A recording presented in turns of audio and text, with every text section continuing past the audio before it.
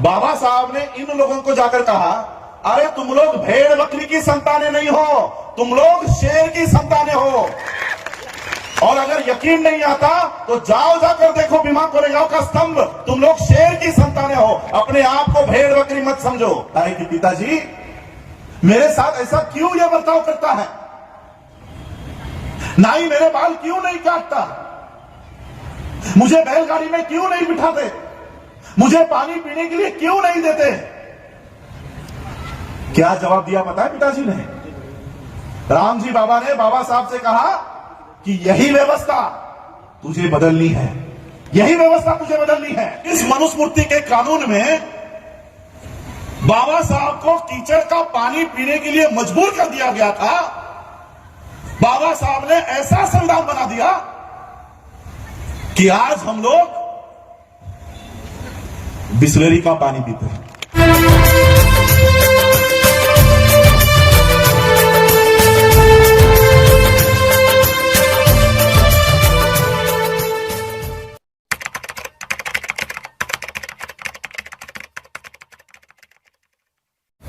आज का ये कार्यक्रम भीमा कोरेगांव के उस शौर्य दिन के लिए, उस शौर्य के उपलक्ष्य में रखा गया है। बहुत सारे लोगों को भीमा कोरेगांव का इतिहास ही पता नहीं है कि इतने सारे लोग, लाखों में लोग भीमा कोरेगांव क्यों जाते हैं, हमारा इतिहास क्या है। दरअसल ये स्तंभ भी खो गया था। ये स्तंभ जो आप लोगों ने देखा है, यहां पर ये स्तंभ लगाया हुआ है, ये स्तंभ भी खो गया था। हा स्तंभ कुठे आहे, या स्तंभाची पार्श्वभूमी काय आहे, या स्तंभाचा इतिहास काय आहे, हेही लोकांना माहिती नव्हतं। इस स्तंभ को ढूंढ निकाला डॉक्टर बाबा साहब अंबेडकर जी ने, और बाबा साहब अंबेडकर जी ने आप लोगों को कहा, बाबा साहब अंबेडकर जी ने इस समाज को कहा, क्या कहा पता है मौलाना जी? मैं आपको बताना चाहूंगा, बाबा साहब ने इन लोगों को जाकर कहा, अरे तुम लोग भेड़ बकरी की संतानें नहीं हो, तुम लोग शेर की संतानें हो। और अगर यकीन नहीं आता तो जाओ जाकर देखो भीमा कोरेगांव का स्तंभ, तुम लोग शेर की संतानें हो, अपने आप को भेड़ बकरी मत समझो। बाबा साहब ने ये अपना इतिहास ढूंढ निकाला, लोगों को जाकर बताया कि वहां पर जाकर नतमस्तक हुआ करो। बाबा साहब जाया करते थे कि ये हमारे पूर्वजों का इतिहास है। और ये इतिहास क्या है देखिए, पेशवा कोई पहली बार नहीं हरा था। ये जो स्तंभ बनाया गया है, ये पेशवा हरा इसलिए नहीं बनाया गया, और पेशवा पहली बार नहीं हरा था। हल्दी घाटी के युद्ध में भी वो हार गए थे। तो ये स्तंभ बना क्यों?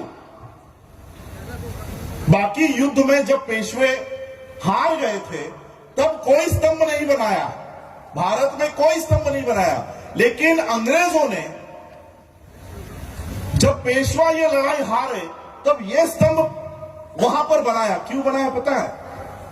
क्योंकि ये वो लड़ाई थी कि इसमें सिर्फ पेशवा नहीं हारे थे, हमेशा के लिए इस देश से, इस जग से पेशवाई खत्म कर दी गई थी। ये हमारे पूर्वजों ने हमेशा हमेशा के लिए पेशवाओं को खत्म कर दिया था। और ये लड़ाई क्या है? हाँ, पेशवा यानी ब्राह्मण्स, पेशवा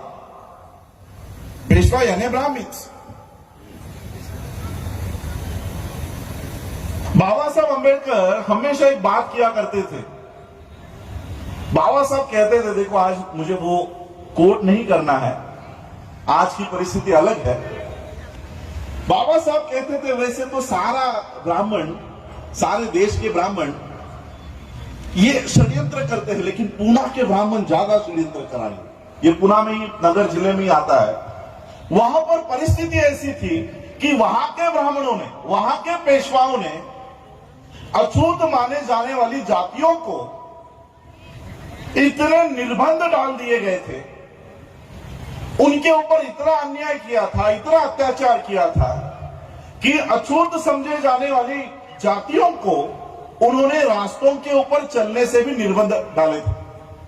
आप लोग रास्ते पर नहीं चल सकते, अगर रास्तों पे चलना है तो पीठ पे झाड़ू भी नहीं, ये जो टहनियां होती है पेड़ की, वो कमर से बांध दिया करते थे।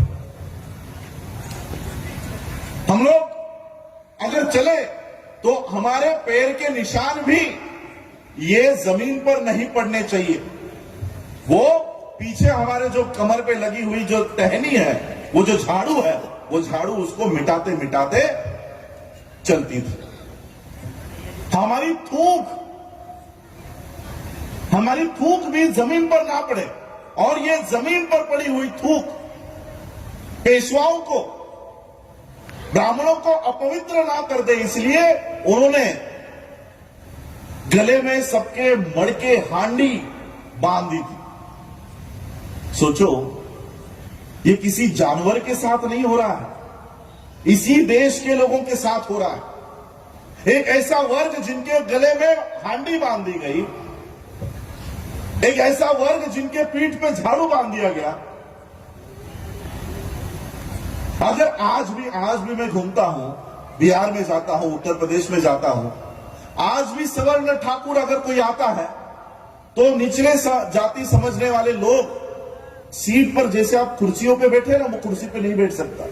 आज भी 2021 में भी ये प्रथा शुरू है, आज भी ये प्रथा शुरू। बिहार में जाके देखो, उत्तर प्रदेश के अंदर गांव में जाके देखो, ये प्रथाएं आपको दिखाई देंगी। उस समय ये प्रथाएं चल रही थी। और फिर अंग्रेजों की और पेशवाओं की ये बटालियन जो हुआ करती थी, उसमें ये युद्ध पुकारा गया। अंग्रेजों की ओर से कौन लड़ेगा, इसकी जांच शुरू हो गई कि कौन है वो जो लोग कि इन पेशवाओं को हरा सकते हैं। और अंग्रेजों ने जो बटालियन तैयार की, उसके हेड, उसके प्रमुख सिद्धनाथ और ये जो हमारे लोग थे, इन लोगों को प्रमुख बनाया। लेकिन फिर भी सिद्धनाथ और बाकी हमारे पूर्वजों के मन में एक सॉफ्ट कॉर्नर था।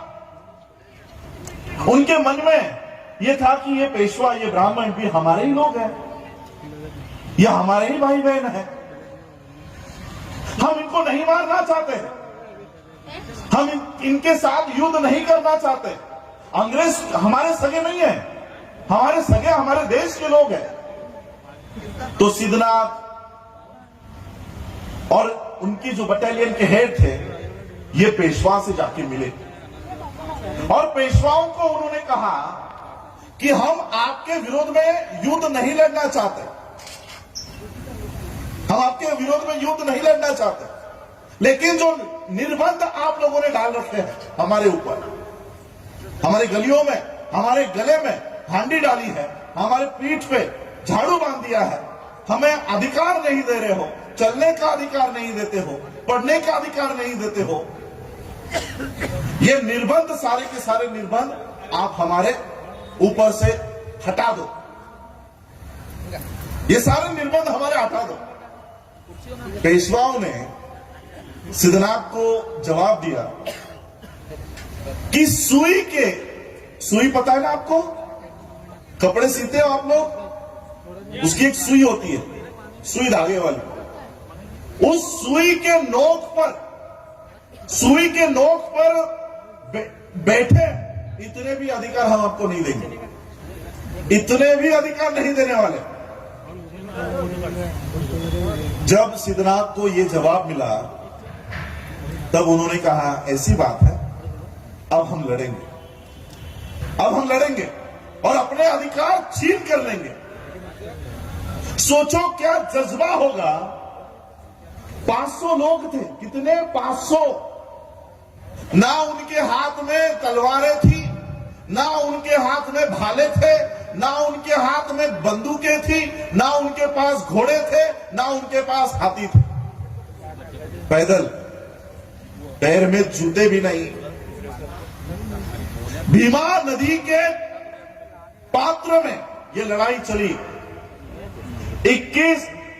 31 दिसंबर 1817 में ये युद्ध शुरू हुआ रात को।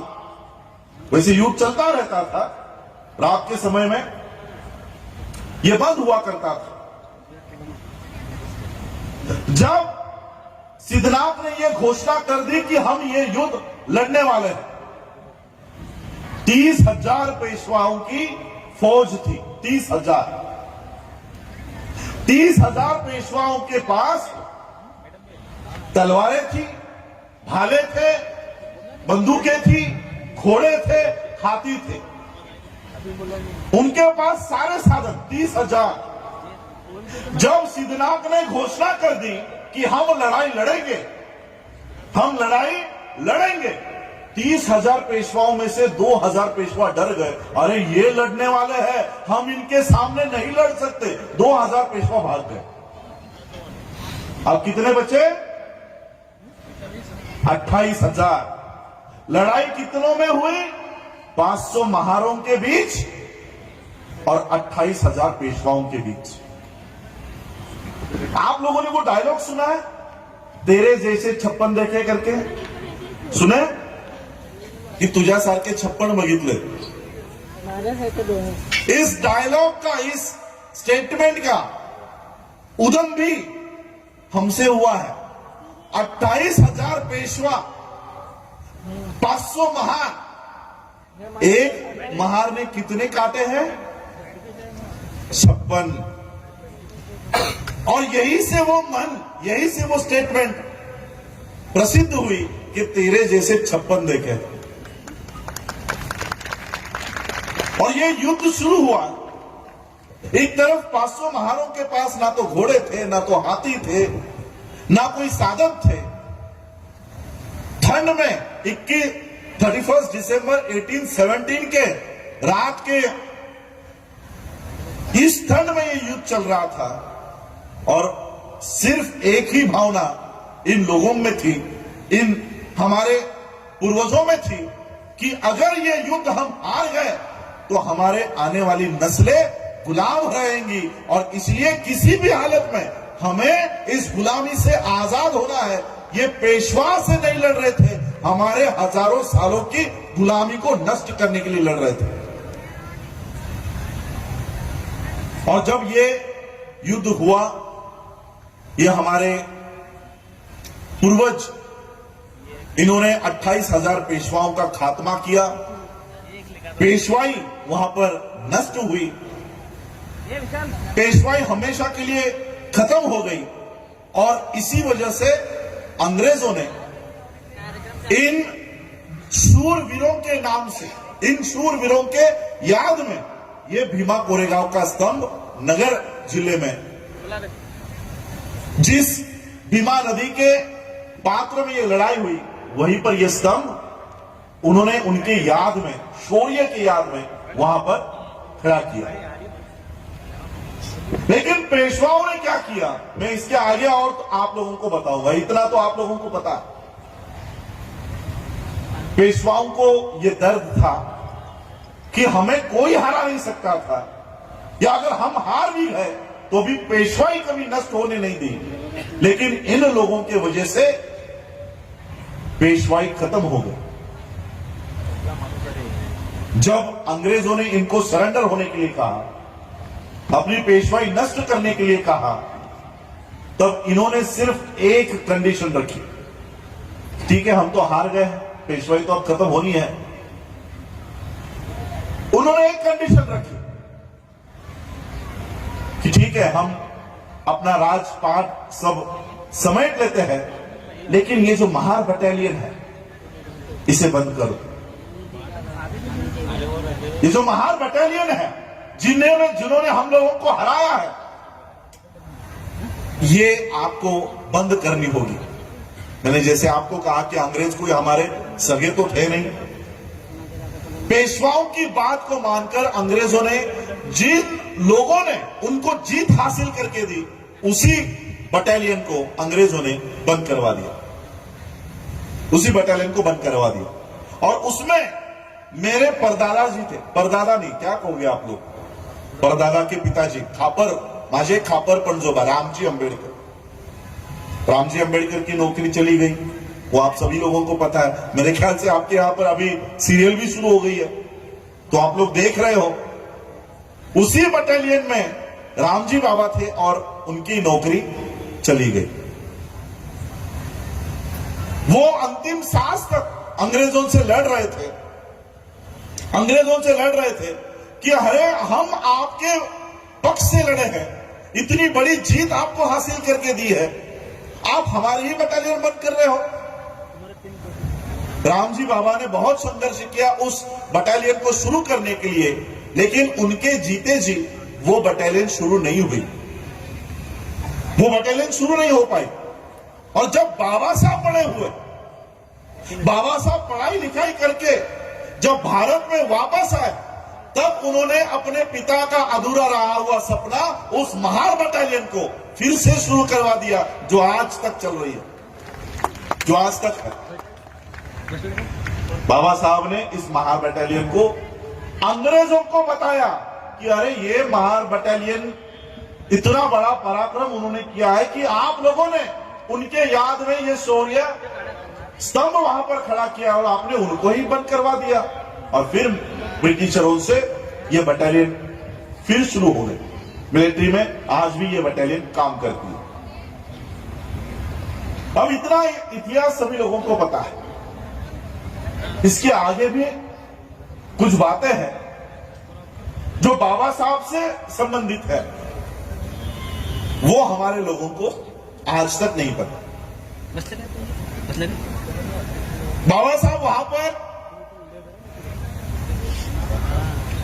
शौर्य स्तंभ को नमन करने जाते थे। क्यों? क्योंकि आप लोगों को पता चले कि हमारा इतिहास क्या है।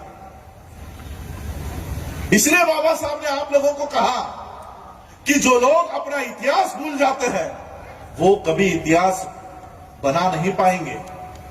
बाबा साहब ने आप लोगों को आपका इतिहास याद दिलाया। अरे कौन लोग हो तुम लोग, कौन हो तुम लोग, याद करो। ये सिर्फ स्तंभ नहीं है, ये सिर्फ स्तंभ नहीं है, ये सिर्फ पत्थर का कोई मॉन्यूमेंट नहीं है, ये आपकी विजय गाथा है, याद करो। बाबा साहब अंबेडकर जी ने एक स्पीच में, उनकी एक किताब है छोटी सी, उसमें मुझे भीमा कोरेगांव के बारे में बाबा साहब अंबेडकर जी के विचार तब पता चला। जब ये महार बटालियन बंद हो गई, अंग्रेजों ने पेशवाओं का सुनकर इस महार बटालियन को जब बंद कर दिया गया, तब बाबा साहब के पास ये सभी लोग आते थे, मिलिट्री के लोग, कि आपके पिताजी इस युद्ध को लड़ रहे थे, इस फाइट को लड़ रहे थे कि ये बटालियन शुरू हो जाए, अब ये लड़ाई आप भी लड़ो। तब बाबा साहब का एक स्पीच है, वो स्पीच में आप लोगों को बताना चाहता हूं। सिर्फ 1818 को याद करके नहीं चलेगा, उसको 2021 में कैसे उतार सकते हैं, यह भी हम लोगों को जानना होगा। बाबा साहब उस समय कहते हैं कि जब हमको मिलिट्री में भर्ती किया जा रहा था, शिक्षा दी जा रही थी, उस समय अंग्रेजों ने भारत में आकर देखा, उनको लड़ने के लिए लोग चाहिए थे और हम लोग 2500 सालों से गुलाम बने बैठे थे। शस्त्र धारण करने का अधिकार क्या आप लोगों को था? शस्त्र धारण करने का अधिकार था। अंग्रेजों ने शस्त्र धारण करने का अधिकार दिया, अंग्रेजों ने शिक्षा का अधिकार दिया। हमारे लोग पहली बार स्कूलों में जाने लग गए, पहली बार मिलिट्री की ट्रेनिंग लेने लग गए, हाथ में शस्त्र पकड़ने लग गए। बाबा साहब ने जब महार बटालियन बंद हुई, तब उन्होंने कहा, जब अंग्रेजों ने हम लोगों को इतने अधिकार दिए थे, शस्त्र धारण करने का अधिकार दिया था, पढ़ाई लिखाई करने का अधिकार दिया था, तब हमने अपनी व्यवस्था क्यों कायम नहीं की? उस समय हमने अपनी व्यवस्था क्यों नहीं बनाई? महार बटालियन बंद होने का दोष बाबा साहब ने किनको दिया? हम लोगों को। कि जब आप लोगों को अधिकार मिले थे, आप लोगों को अधिकार मिले थे ना, स्कूल में ले रहे थे, ब्रिटिशर्स स्कूल में ले रहे थे, ब्रिटिशर्स ट्रेनिंग के लिए ले रहे थे, लेकिन उस समय हमने हमारे लोगों को खड़ा करने का काम नहीं किया। ये बाबा साहब ने एक स्पीच में कहा। इसी बाबा साहब के स्पीच को आज थोड़ा सा ज्वाइन करके देखो। आज मुझे बताओ, इस देश में संविधान मजबूत हो रहा है कि कमजोर हो रहा है? मुझे बताओ, संविधान इस देश से हटने की तैयारी पे है या संविधान मजबूत होते जा रहा है? बताओ मुझे, संविधान हट रहा है? हट रहा? एक एक आर्टिकल कम हो रहा है, रिजर्वेशन खत्म हो रहा है, एजुकेशन खत्म हो रहा है। इन 2 साल के बाद संविधान होगा कि भी नहीं, ये आज हम लोगों के सामने प्रश्न चिन्ह है। अब यही सवाल मैं आप लोगों को पूछता हूं, संविधान लागू होकर कितने साल हुए हैं? 70 साल के ऊपर हो चुका है। 1950 में लागू हुआ, आज 2021 है। 70 सालों में आप लोगों को पढ़ाई लिखाई करने का अधिकार मिला? मिला? 70 सालों में आप लोगों को नौकरी का अधिकार मिला? 70 सालों में आपको व्यवसाय करने का अधिकार मिला? आप लोग पैसे इकट्ठा करने लग गए? मैं आपको थोड़ा सा समझाता हूं। बहुत लोगों को समझ में नहीं आता होगा कि संविधान से हमको क्या मिला है। जब तक कंपैरेटिव एनालिसिस नहीं होगा ना, तब तक आपको समझ में नहीं आएगा कि संविधान से हमको मिला क्या है। इसलिए आप लोग संविधान को बचाने के लिए आगे नहीं आ रहे हो, क्योंकि आपको पता ही नहीं है कि संविधान क्या है। ये लड़ाई बाबा साहब ने लड़ी। इस देश के संविधान को बनाने के लिए बाबा साहब ने जो संघर्ष किया, वो आज हम भूल गए। इसलिए हम संविधान, जब रोज संविधान का पन्ना फट रहा है, हम घर में व्यस्त हैं, टीवी देख रहे हैं। मैं आपको बताना चाहता हूं, मनुस्मृति, संविधान लागू होने से पहले क्या था? मनुस्मृति। संविधान लागू होने से पहले इस देश में मनुस्मृति का कानून था। अब मनुस्मृति का कानून और संविधान, इन दोनों में क्या फर्क है, मैं आपको एक छोटी सी कहानी बताकर, बाबा साहब के साथ जो हुआ वो बताकर समझाना चाहूंगा। बाबा साहब के पिताजी जब मिलिट्री में थे, तब वो अलग अलग गांवों में उनका ट्रांसफर हुआ करता था। ऐसे ही किसी शहर में जब उनके पिताजी थे, उन्होंने देखा कि अभी स्कूलों को छुट्टी लग गई है, मेरे बच्चे घर पर वहां पर है, कितने महीनों से मैंने उनको देखा नहीं है, क्यों ना उनको बुलाया जाए। तो बाबा साहब के पिताजी ने, रामजी बाबा ने टेलीग्राम लिखा और टेलीग्राम लिखकर उन सभी बच्चों को कहा कि अभी तुम्हारी छुट्टियां लग गई है, तो मुझे मिलने के लिए इस जगह पर आ जाओ। इस जगह पर आने के लिए ये ट्रेन पकड़नी होती है, जिस दिन तुम लोग आओगे मुझे टेलीग्राम करके बता देना कि इस ट्रेन से तुम लोग आने वाले हो, मैं तुम लोगों को लेने के लिए स्टेशन पर आ जाऊंगा। अब ये टेलीग्राम मिला बाबा साहब को। सब छोटे थे, सब छोटे छोटे, ये जो बच्चे खड़े ना, इस बच्चे के उम्र के बाबा साहब थे, 9-10 साल के। टेलीग्राम मिला, सभी बच्चों ने सोचा चलो अभी पिताजी को मिलने जाना है। सभी बच्चे अच्छे कपड़े पहनकर पिताजी को उन्होंने टेलीग्राम लिखा कि हम इस ट्रेन से आने वाले हैं। अच्छे कपड़े पहनकर वो ट्रेन में बैठ गए और जहां पर रामजी बाबा ने बताया था कि इस स्टेशन पे उतरो, वो सभी बच्चे उस स्टेशन पे जाकर उतर गए। उतरने के बाद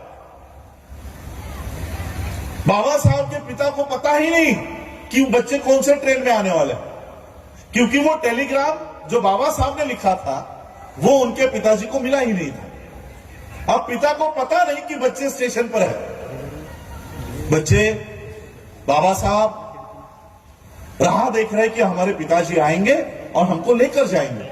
बहुत देर हो गई, ट्रेन चली गई, सभी लोग चले गए, बच्चे स्टेशन पर अकेले। स्टेशन मास्टर ने देखा ये बच्चे अच्छे घर के लग रहे हैं, अच्छे कपड़े पहने थे, ब्राह्मणों जैसे। बाबा साहब तो ब्राह्मणों जैसे दिखा करते थे। तो स्टेशन मास्टर को लगा ये शायद सवर्णों के बच्चे हैं, तो वो स्टेशन मास्टर बच्चों के पास आया। बच्चों के पास आकर उसने पूछा, बाबा साहब को पूछा कि कहां जाना है।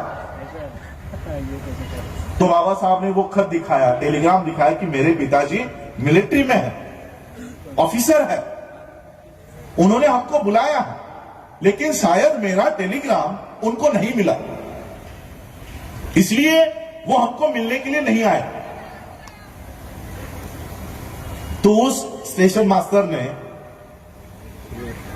बगल में ही एक बैलगाड़ी वाला खड़ा था, उसको कहा कि देखो ये बच्चे एक मिलिट्री ऑफिसर के बच्चे हैं, मिलिट्री ऑफिसर के बेटे हैं, इनको उनके पिता तक छोड़कर आओ। तो बैलगाड़ी वालों ने कहा चलो बैठ जाओ मेरी गाड़ी में, मैं तुमको छोड़ता हूं। और ये बैलगाड़ी रामजी बाबा जहां पर ठहरे हुए थे, जहां पर उनकी पोस्टिंग थी, वहां के लिए निकल पड़ी। अब ये बैलगाड़ी शुरू हो गई। थोड़ी देर में बैलगाड़ी वाला उन बच्चों से बातें करना शुरू कर दिया। तुम्हारा नाम क्या है, कहां से आए हो, कौन सा गांव है, जाति क्या है। और फिर बैलगाड़ी वाले को बच्चों की जाति पता चला। जैसे ही बच्चों की जातियां इस बैलगाड़ी वाले को पता चली, उसने बैलगाड़ी वहीं पर रोकी और सभी बच्चों को गालियां देकर नीचे उतार। उतरो, अछूतों के बच्चे मेरे बैलगाड़ी में कैसे बैठ गए? मुझे लगा तुम लोग ब्राह्मणों के बच्चे हो, अभी क्या अभी मेरे गाड़ी से नीचे उतरो। सभी बच्चों को नीचे उतारा। बाबा साहब ने कहा ज्यादा पैसे ले लो लेकिन हमें छोड़ दो। अब ज्यादा पैसे के लालच में वो बैलगाड़ी वाला बोला ठीक है तुम लोगों को मैं छोड़ तो दूंगा, लेकिन मेरे बैलगाड़ी में नहीं बैठना, मेरे बैलगाड़ी के पीछे पीछे चलते आना। अब सभी बच्चे उस बैलगाड़ी के पीछे पीछे पीछे पीछे चल रहे थे। बैलगाड़ी वाला बैलगाड़ी में बैठा और सभी बच्चे बैलगाड़ी से पीछे पीछे चल रहे थे। 2-3 किलोमीटर चलने के बाद बाबा साहब को प्यास लग गई। बाबा साहब को प्यास लग गई। बाबा साहब ने उस बैलगाड़ी वाले से कहा कि आपके पास जो पानी है वो मुझे थोड़ा सा दो, मुझे बहुत प्यास लगी। बैलगाड़ी वाले ने जवाब दिया तुम लोग अछूतों के बच्चे हो, मैं तुमको अपना पानी नहीं पिला सकता, मैं ये पानी नहीं दे सकता। आगे अगर कोई नदी आती है, कोई तालाब आता है तो मैं ये गाड़ी रोक दूंगा, तुम लोग पानी पीकर आ जाना। और 2-4 किलोमीटर बीत गए, कोई नदी नहीं आ रही थी, कोई तालाब नहीं आ रहा था। थोड़ी देर के बाद कुछ पानी वहां पर बैलगाड़ी वाले को दिखा कि आगे कुछ पानी दिखा। उसने बैलगाड़ी रोकी, बच्चों को कहा कि वो देखो वहां पर कुछ पानी पड़ा है, जाओ पी लो। सभी बच्चे भागते भागते वहां पर गए और आगे आकर देखते हैं तो क्या, ये तो कीचड़ है, ये तो कीचड़ है। लेकिन प्यास भी लगी थी। बाबा साहब ने उस कीचड़ में से मट्टी को हटाया, खुद उस कीचड़ में झुके और झुककर बाबा साहब ने उस कीचड़ का पानी पिया। मनुस्मृति के कानून में बाबा साहब अंबेडकर जी को, आपको तो छोड़ो, आपकी क्या औकात है, बाबा साहब अंबेडकर जी को कीचड़ का पानी पीने के लिए मजबूर कर दिया गया था। कीचड़ का पानी।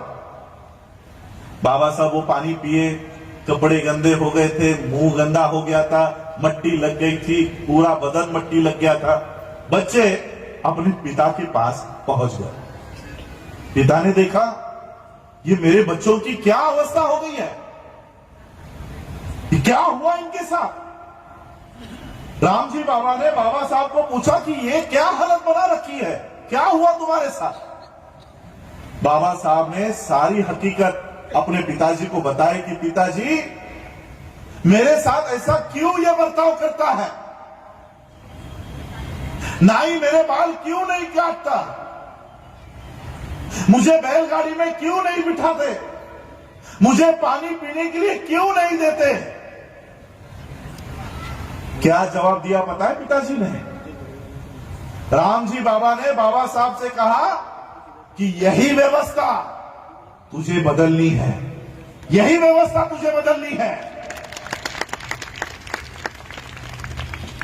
जो छोटा भिवा था, भिवा, बाबा साहब को भिवा बोलते थे बचपन में, यही छोटा सा भिवा बड़ा हो गया और इसी भिवा ने सिर्फ भारत का ही नहीं विश्व का सर्वोत्तम संविधान बाबा साहब ने इस देश को दिया। सर्वोत्तम सबसे बढ़िया संविधान बाबा साहब ने इस देश को दिया।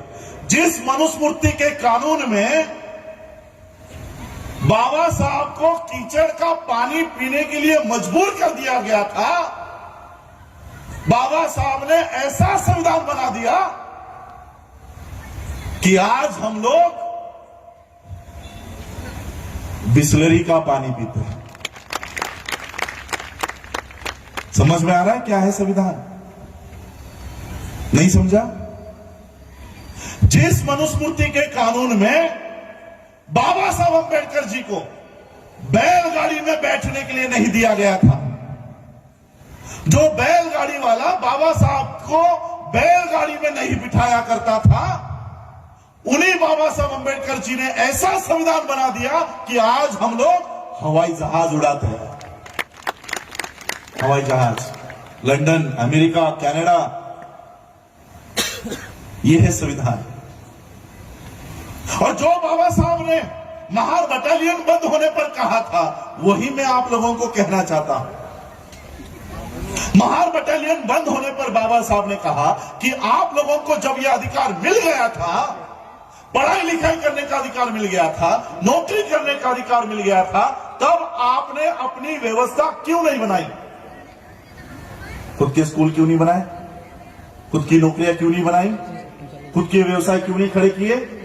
यही सवाल मैं आपको आज पूछता हूं। बाबा साहब ने हमको संविधान दिया, संविधान में नौकरियां दी, संविधान में शिक्षा दी, संविधान में घर दिया, संविधान में गाड़ी दी, संविधान में बंगले दिए।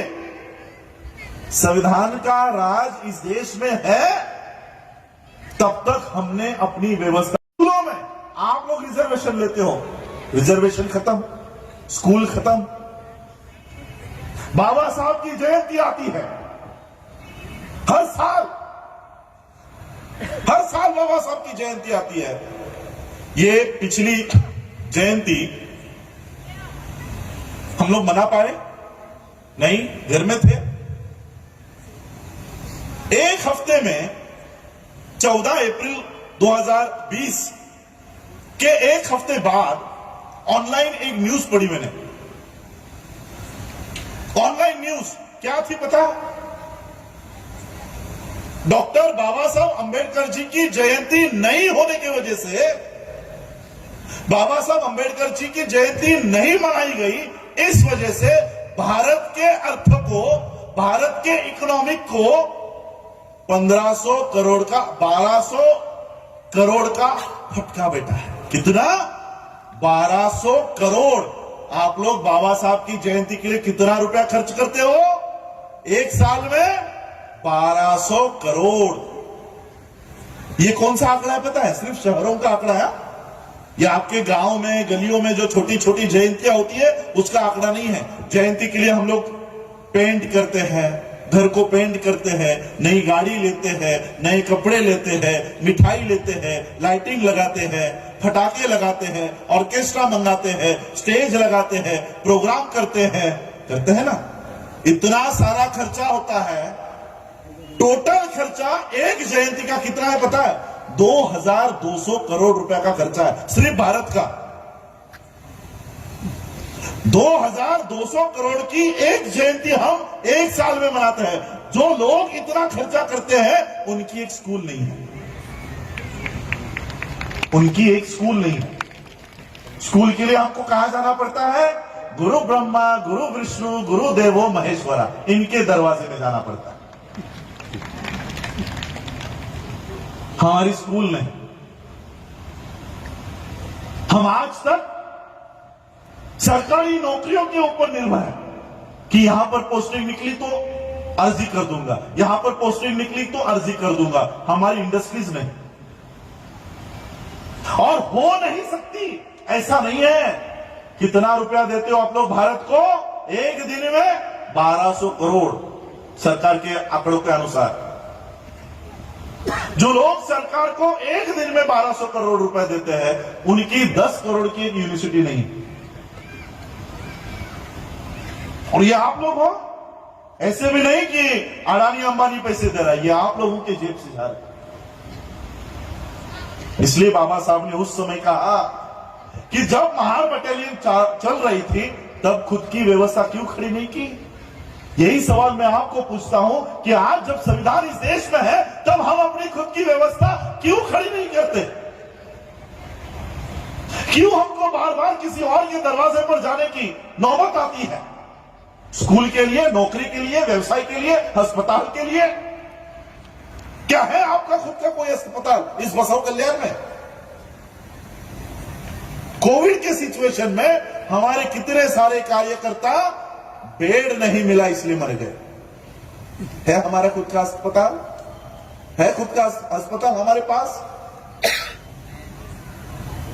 हमारे बच्चों को स्कूलों में अभी दाखिला देना बंद हो जाएगा। रायन इंटरनेशनल, कैम्ब्रिज, ऑक्सफोर्ड, ऐसे लोगों को अभी मान्यता मिलने वाली है। जिन स्कूलों में आपके बच्चे पढ़ रहे हैं वो सारे जमीनें ये उद्योगपतियों को देने का काम इस देश का प्रधानमंत्री कर रहा है। इस देश में फिर से हम लोगों को उसी मनुस्मृति के कानून में डालने का काम चल रहा है जिससे बाबा साहब ने हमको बाहर निकाला है, जिससे बाबा साहब ने हम लोगों को बाहर निकाला। फिर से उसी में डालने का काम चल रहा है। फिर से अभी देखो, पेट्रोल इतना महंगा हो गया, 100 रुपए लीटर हो गया। बैठ पाओगे गाड़ियों में? आ गए कि नहीं बैलगाड़ी में? वो भी नहीं है आपके पास। फिर से मनुस्मृति को इस देश में जीवित करने का काम चल रहा है। इस बार 26 जनवरी को मैं दिल्ली में था किसानों के आंदोलन के लिए। नहीं चाहिए। उस समय राजपथ पर झांकियां निकलती है।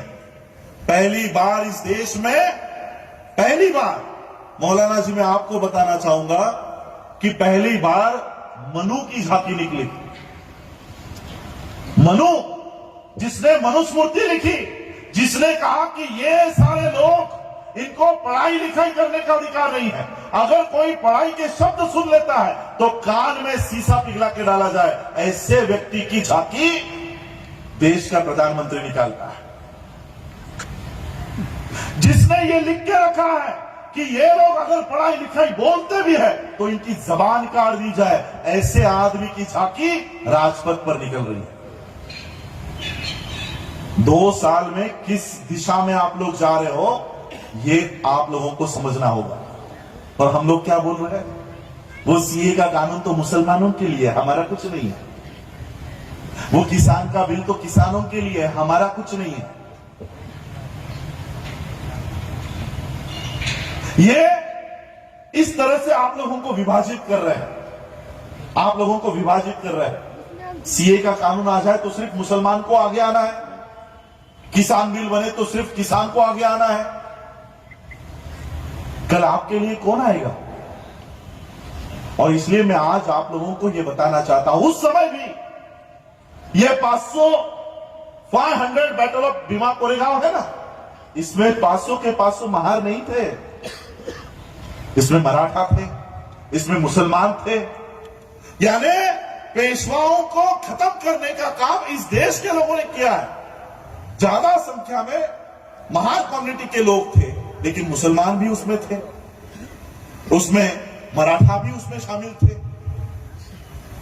और इसलिए आज फिर से यही पेशवा सर ऊपर निकाल रहा है, यही पेशवा सर ऊपर निकाल रहा है।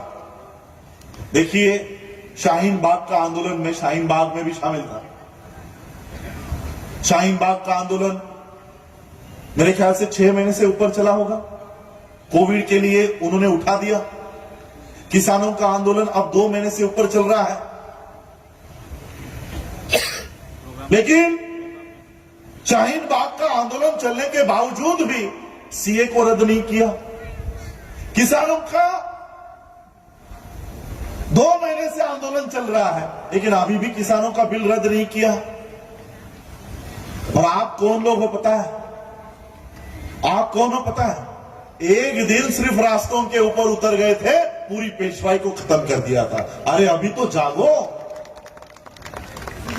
एक दिन में पेशवाई को खत्म कर दिया गया था। इतनी ताकत है आप लोगों में, इतनी ताकत है, लेकिन ये ताकत हम लोग वेस्ट कर रहे हैं। आज देखो, चीफ जस्टिस ऑफ इंडिया क्या कहता है पता है? ये कोर्ट के चक्कर में मत पड़ो, कोर्ट में न्याय नहीं मिलेगा।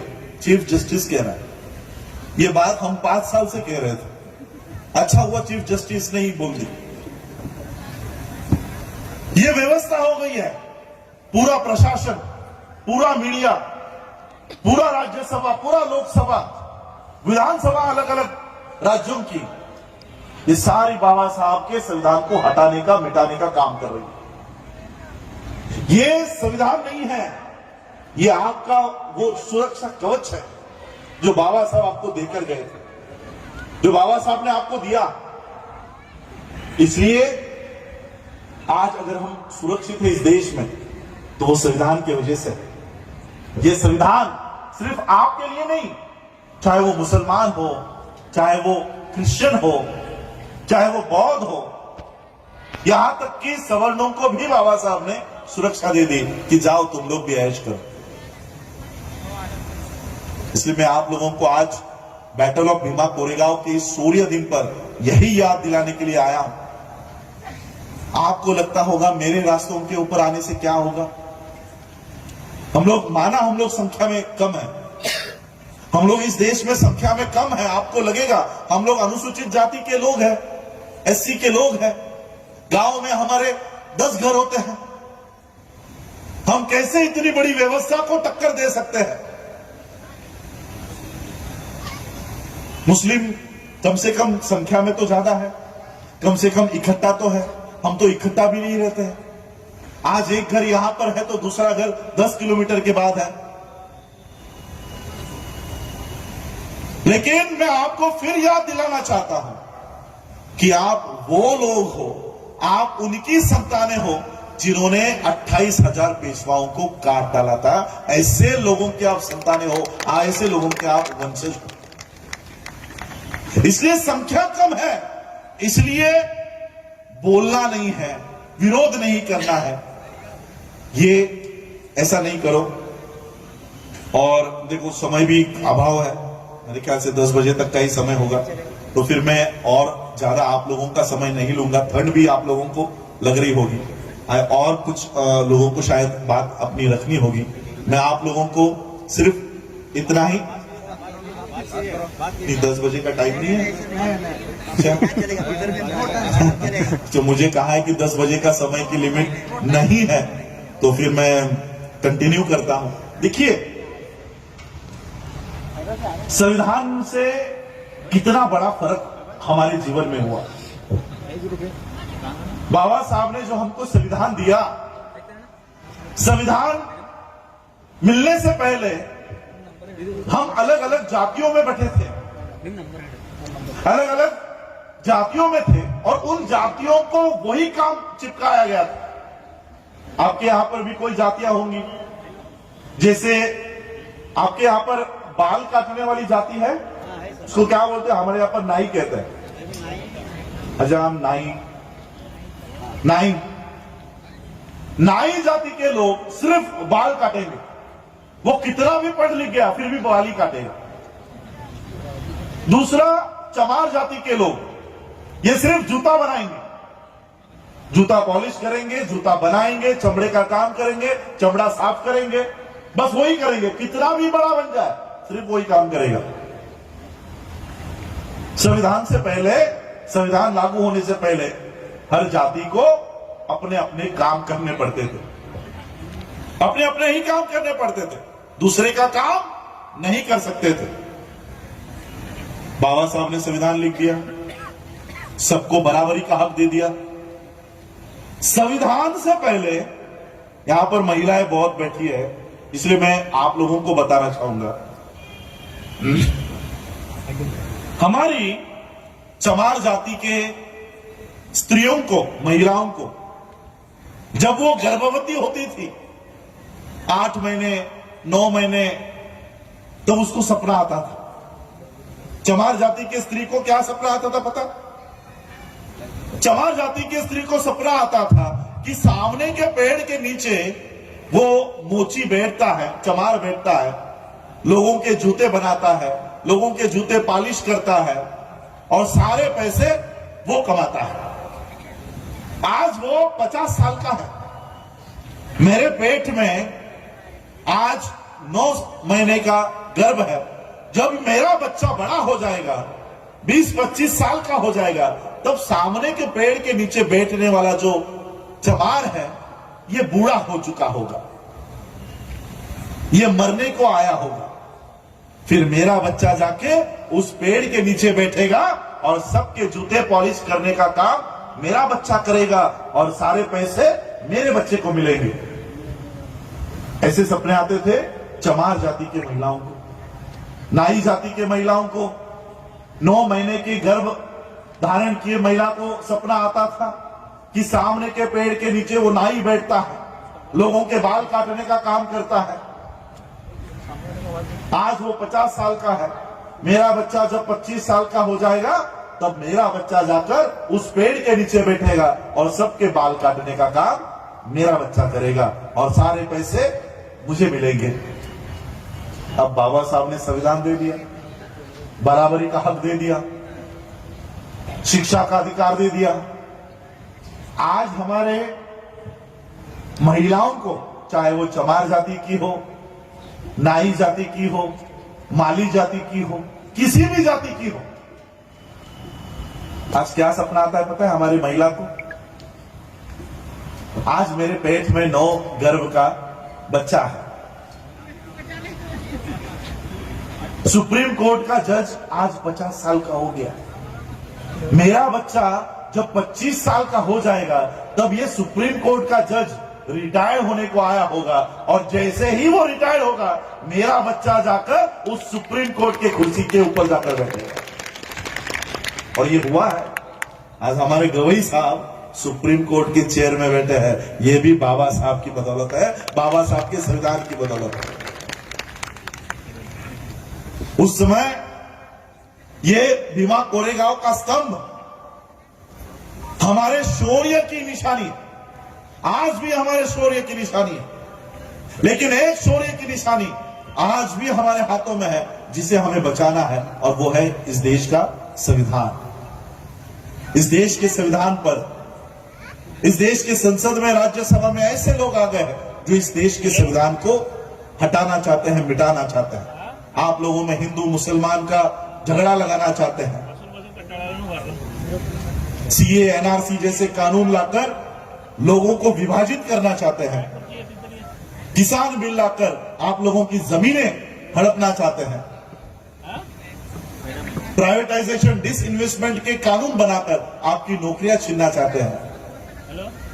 और इसलिए बाबा साहब ने हमें यह संविधान दिया है, आपका सुरक्षा कवच दिया है। यह सुरक्षा कवच जब तक है तब तक हम सुरक्षित हैं। जैसे ही ये सुरक्षा कवच हट जाएगा, ये सारे लोग अन्याय अत्याचार के लिए खुले हो जाएंगे कि कोई भी आओ और इनके ऊपर अन्याय करो, अत्याचार करो।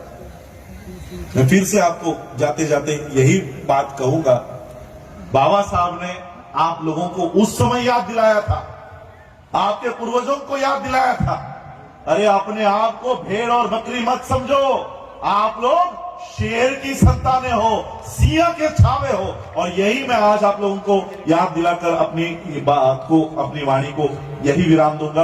आज बैटल ऑफ भीमा कोरेगांव के विजय स्तंभ के विजय दिवस पर, सूर्य दिन के विजय दिवस पर हम लोग यहाँ पर इकट्ठा हुए।